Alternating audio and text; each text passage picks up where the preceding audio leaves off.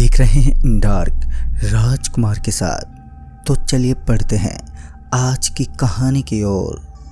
दोस्तों, राजस्थान के एक जिले में जीनियस मेडिकल कॉलेज था जो कि अपने स्ट्रिक्ट नियमों के कारण बहुत ही ज़्यादा फेमस था।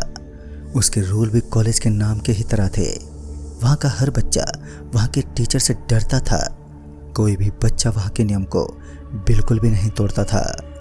राजेश और विनोद दो दोस्त जो कि बहुत ही शरारती बच्चे थे। उन्हें जिस काम को करने के लिए मना किया जाता था, अक्सर वही काम करने में उन दोनों को बहुत ही मज़ा आता था।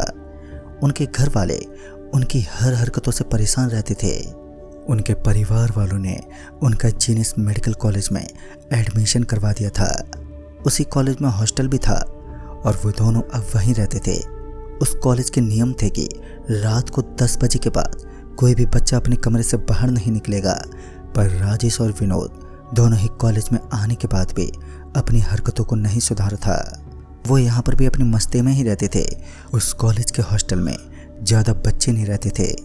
वो कॉलेज काफ़ी बड़ा था। वहाँ पर बच्चों को मेडिकल से जुड़ी जानकारी एक बड़े कमरे में देते थे। वहीं पर सब कुछ सिखाते भी थे। वहाँ पर लोगों की लाशें भी पड़ी रहती थी। पर अभी वहाँ कुछ महीनों से सिखाना बंद कर दिया गया था। उस कॉलेज के हॉस्टल में पहले काफ़ी बच्चे रहते थे, पर जब से वहाँ पर मेडिकल के काम होना बंद हुए हैं, उसके कुछ दिनों बाद से ही धीरे धीरे बच्चों की संख्या कम हो गई है। वहाँ पर पड़ी लाशों पर एक्सपेरिमेंट करने वाला कमरा क्यों बंद हुआ, इसका कारण अभी तक ज़्यादा लोगों को पता नहीं था। हर कोई अलग अलग ही कारण बताते थे।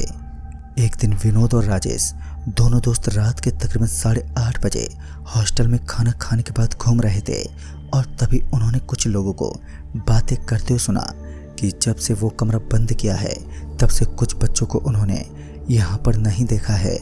यहाँ के टीचर बताते हैं कि वो अपने घर चले गए हैं, पर उन्होंने कभी भी इस हॉस्टल से बाहर जाते भी नहीं देखा है। उन लोगों की ये बातें सुनकर राजेश और विनोद दोनों को उस कमरे में जाने की इच्छा हुई। वह जानना चाहते थे कि आखिर इस कमरे में ऐसा क्या हुआ था जिसकी वजह से इसे बंद कर दिया गया। विनोद और राजेश जिस हॉस्टल में रहते थे उसी में पीछे की तरफ कुछ कॉलेज जैसा बना हुआ था, जहां पर ऊपर की तरफ कुछ कमरे बने हुए थे।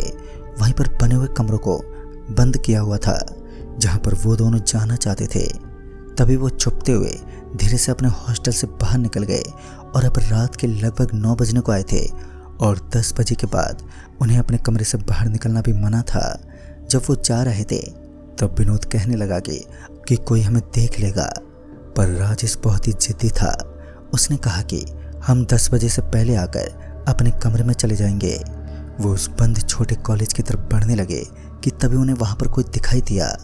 जब उन्होंने गौर से देखा तो उन्हें पता चला कि गार्ड वहाँ पर खड़ा हुआ था ताकि कोई भी बच्चा इसके अंदर नहीं जा सके।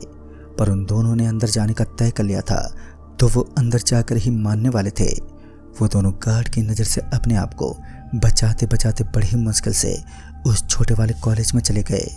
वो दोनों जब अंदर गए तो उन्होंने देखा कि नीचे चारों तरफ छोटे छोटे कमरे बने हुए थे जिनके अंदर टूटी हुई कुर्सियाँ पड़ी हुई थी और चारों दीवारों पर कंकालों के चित्र बने हुए थे और बड़े बड़े जाले वहाँ की दीवारों पर चिपके हुए थे।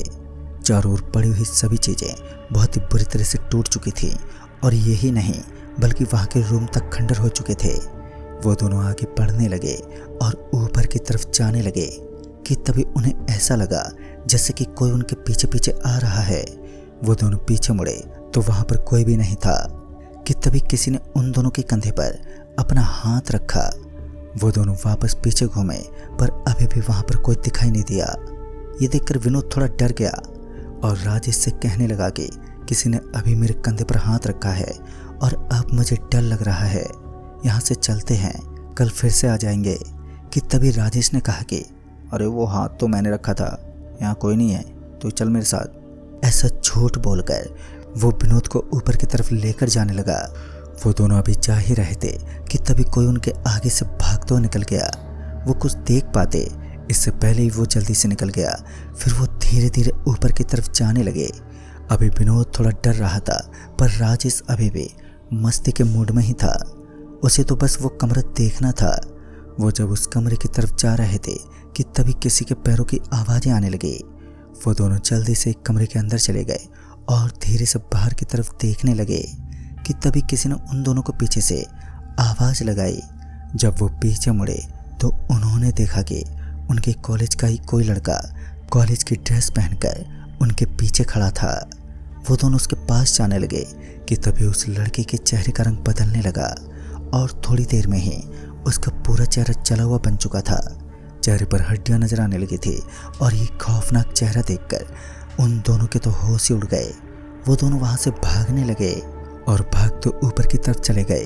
अब उनके सामने एक बड़ा कमरा था जिसके बाहर एक टूटा हुआ बोर्ड लगा हुआ था जिस पर लिखा हुआ था पोस्टमार्टम रूम। वो दोनों वहीं खड़े उस कमरे की तरफ देख रहे थे कि तभी उन्हें ऐसा लगा जैसे कि कोई उन्हें आवाज़ लगाते हुए भागते हुए तेजी से उनकी तरफ आ रहा हो। उसके पैरों की आवाज़ चारों तरफ गूंज रही थी जिससे वो दोनों डरकर उस रूम की तरफ चले गए। जब वो उस रूम में गए तो उन्हें वहाँ बहुत जोर से बदबू आने लगी कि तभी उनकी नज़र सामने की तरफ गई तो उन्होंने देखा कि बहुत सारे बच्चे उनके सामने खड़े थे और सबके चेहरे पूरी तरह से जले हुए थे। कि तभी उन्होंने देखा कि वहाँ उस रूम में चारों ओर कंकाल मौजूद थे जो कि उनकी तरफ ही आ रहे थे। अब ये देखकर तो उनकी रूह कांप उठी। उन दोनों ने एक गहरी सांस ली और जल्दी से वहाँ से भागने लगे। जब वो भाग रहे थे तभी वो जिस भी रूम के बाहर से निकलते तो वहाँ से उनके पीछे कोई ना कोई बच्चा निकलकर बाहर आ जाता और सभी बच्चों की हालत बहुत ही बुरी हो रखी थी। वो दोनों चिल्लाते वहाँ से बाहर की तरफ जाने लगे और उनकी आवाज़ सुनकर वहाँ के गार्ड ने स्कूल के कुछ टीचर्स को बुलाया और सभी लोग मिलकर अंदर जाने लगे। कि तभी उन्होंने देखा कि राजेश और विनोद चलते हुए बाहर आ रहे थे और उनके शरीर पर जगह जगह पर चोटों के निशान थे। ये देखकर सभी टीचर्स उनकी तरफ जाने लगे पर वो दोनों नीचे गिर गए और वहीं पर बेहोश हो गए। उन्हें जल्दी से हॉस्पिटल पहुंचाया गया। उन दोनों को अगले ही दिन शाम को जब होश आया तो उन्होंने अपने साथ हुए हादसे के बारे में बताया और उसके बाद वहाँ के टीचर्स ने बताया कि कुछ महीने पहले वहाँ पर कुछ बच्चे उस रूम में थे और एक बच्चे के हाथ से कुछ केमिकल नीचे गिर गया था और उसके नीचे गिरते ही पूरे रूम में आग लग गई और धीरे धीरे वो आग इतनी बढ़ गई थी कि सारे रूम में फैल गई जिसके कारण वहाँ अंदर जो भी बच्चे थे उनकी मौत हो गई और तब से वो कॉलेज बंद कर दिया गया था। पर कहते हैं कि उन बच्चों की लाशें आज भी उन कमरों में घूमती हैं और इस घटना के बाद कई बच्चे तो कॉलेज छोड़कर भी चले गए और उसके बाद से राजेश और विनोद ने भी उस बंद पड़े हुए कॉलेज की तरफ देखा भी नहीं और उन दोनों के अंदर एक डर बैठ गया था जो कि आज भी उनके मन के अंदर है। और दोस्तों कहते हैं कि उस कॉलेज के और भी कुछ ऐसे रहस्य हैं जो कि अभी तक हमें नहीं मालूम। तो दोस्तों इस कहानी में बस इतना ही। तब तक के लिए बाय एंड टेक केयर।